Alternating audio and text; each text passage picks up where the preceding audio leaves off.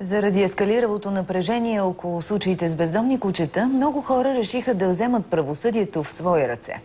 Само за 3 дни много животни бяха отровени в цялата страна. Очаква се аутопсиите да потвърдят, че става въпрос за отрова. А лекарите предупреждават за една много сериозна опасност. Безразборното хвърляне на отрова може да доведе до смъртта на хора. Рада Богданова и Бисер Милков по темата.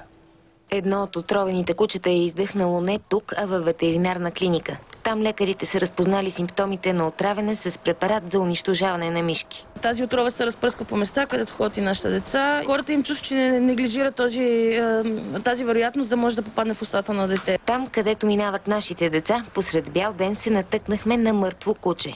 И на още едно. Неговата аутопсия, пак в частен център, ще уточни причината за смъртта. Отговорната институция за бездомните кучета не се занимава с тези въпроси. Екоравновесие само прибира трупове.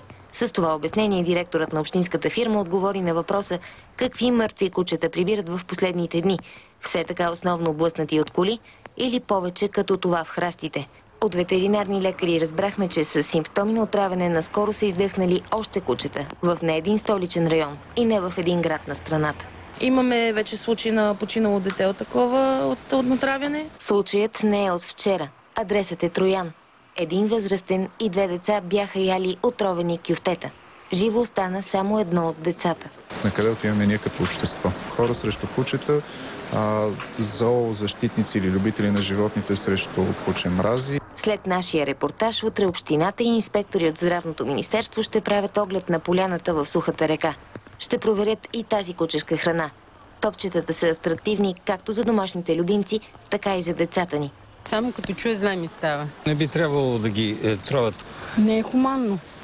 Ако пред нашата камера така и никой не подкрепи троването на бездомни кучета, в интернет има много явни заявки за това.